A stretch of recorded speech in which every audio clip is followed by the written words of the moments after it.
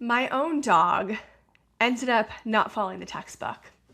And I want to talk about it because I think it's very easy and simple to think that when we do tests, we get results, we get a treatment plan, recommendations, we follow it, things get better. Especially when we are diving deeper, looking at root causes, thinking outside the box. And my own dog and some test results really challenged me to think outside the box, really challenged me to pause, really challenged me to be patient. And ultimately, it ended up helping my health too. You probably maybe have heard me talk that I ran all the tests I often recommend for my patients on my own dog. If this is the first time you are listening to the podcast or watching on YouTube, thank you for being here.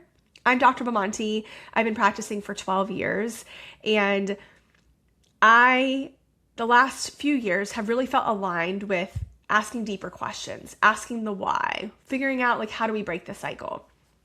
And I often find myself recommending root caused, deeper level tests to my patients when clients are coming to me and they're like, I'm frustrated with my dog's chronic ear infections.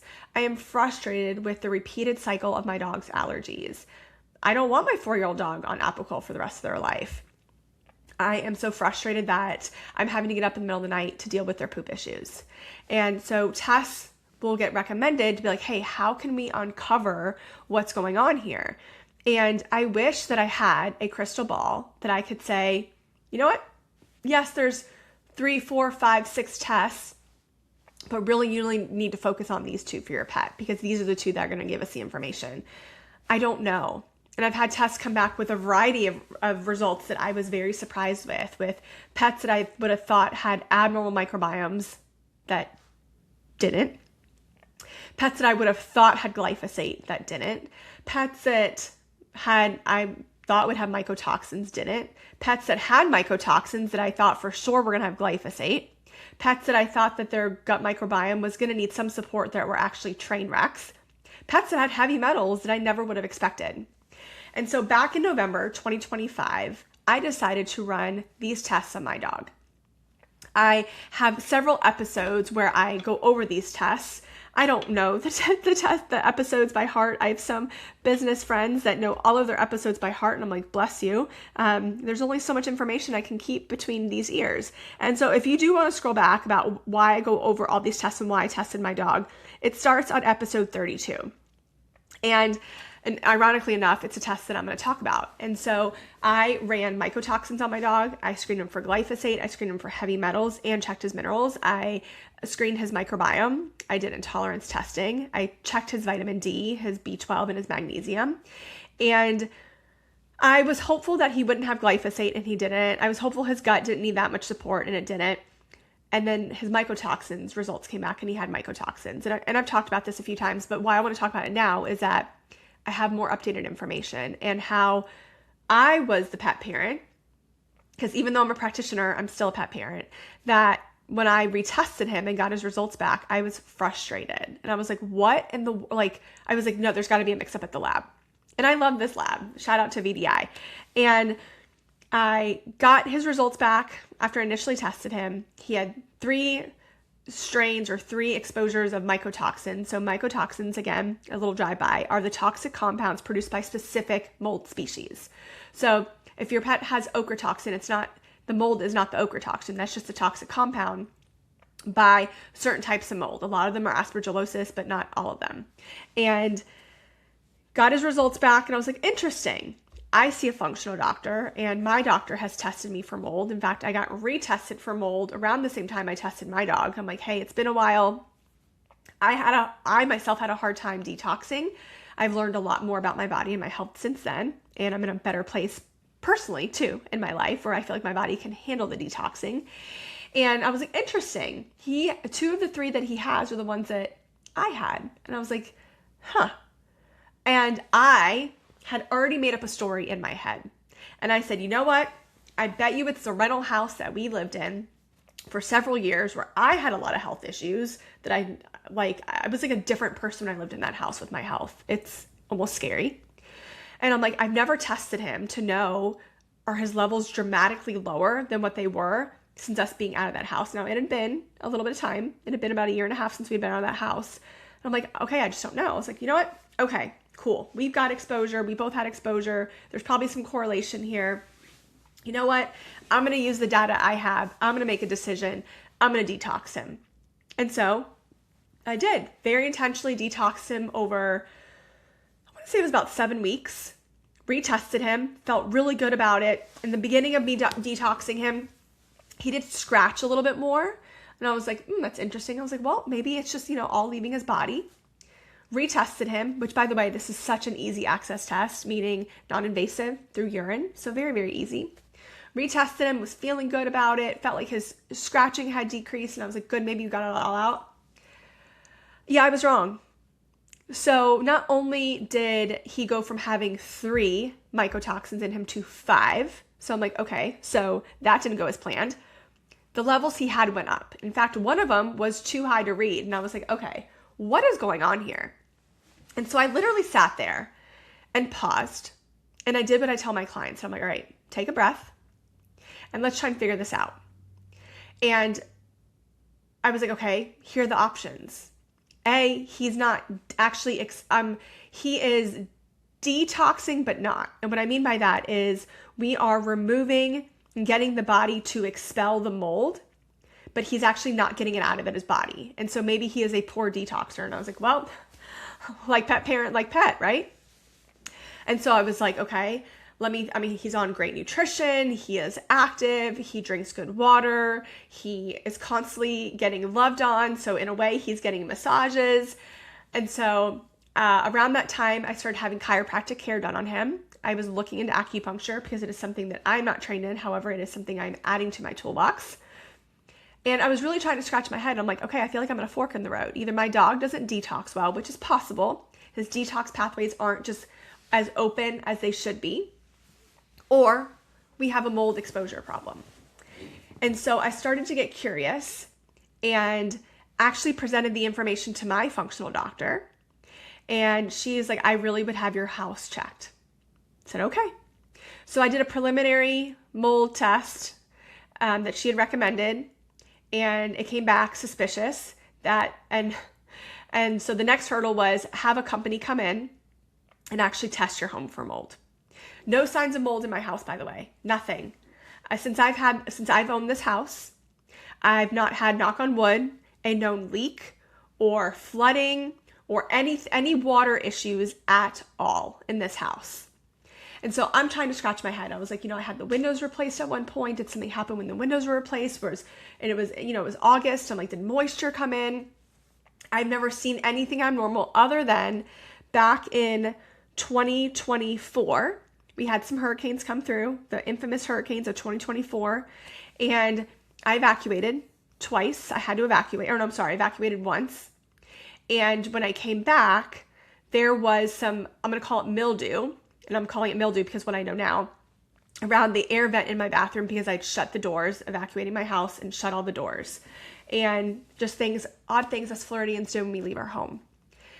I've never had any other signs. I've never had odd odors. I've never seen mold. I've never had anything to lead me to think I had mold. When I bought the home and had it inspected, there was nothing suspicious. And so after doing that preliminary test, I had a mold company come in that my doctor had given me some recommendations, spoke to a few companies, had them come in, had them test. The testers were great. They were here for several hours. They did the whole house. I was like, I want the whole house checked. They checked the outside. They checked the HVAC. They checked all the rooms in the house. They checked the attic. I was like, literally, do not leave any stone unturned. I want to know. I was like, I don't want to know, but I want to know, So I had it checked. Got results back, and what did you know? Mold in the master bedroom. Invisible mold. And linked to the mycotoxins that my dog has and I have. Now, I am not an oracle where I know everything. Now looking back, I suspect I know where the source was, a piece of furniture that is in my room that I had in the rental house I was in, that was in another room at the time. I suspect was the source of it. I don't know to be certain, but I had the bedroom professionally remediated, did all the steps, had it retested. It's cleared for mold. And interestingly enough, a side note from this is that this piece of furniture, it's a chair. It's an oversized chair that my dog has rarely spent any time on. It's since being in the bedroom. On occasion, if I'd sit on it, he'd want to sit with me, but it would be short-lived. Since having the room remediated and retested and showing clear for mold, he has gotten up in that chair several times and just sat there. And I'm like, oh my gosh. I'm like, did you know that there's something was wrong with that chair? That like, that was like the illness in the room? That's a side note. It's very interesting. But all that to say is that I didn't wait to remediate my home to start detoxing my dog again. I'm going through a whole nother detox protocol with him. I am going to retest him again.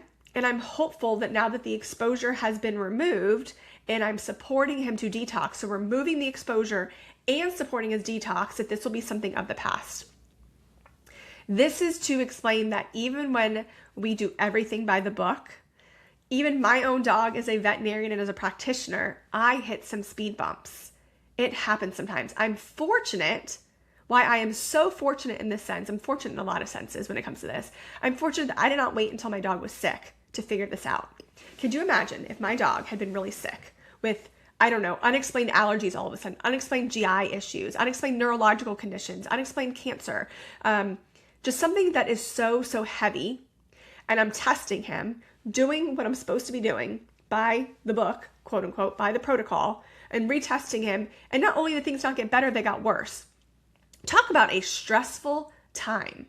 And not only that, how that stress is going to now negatively impact my dog, because my nervous system is now all over the place, and so his nervous system is going to absorb all that. Imagine if I'd waited until then.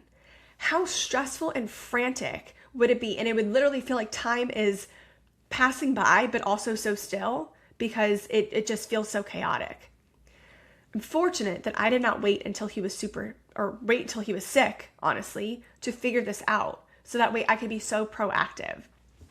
And so things didn't go as planned.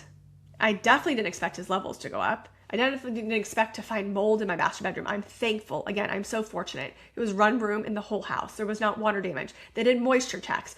It wasn't in the HVAC, which is like the lungs of the house. I mean, this was as simple as it could be. This was best case scenario, honestly. And I'm like, okay, it has to be the home because it's the only place where we're both exposed.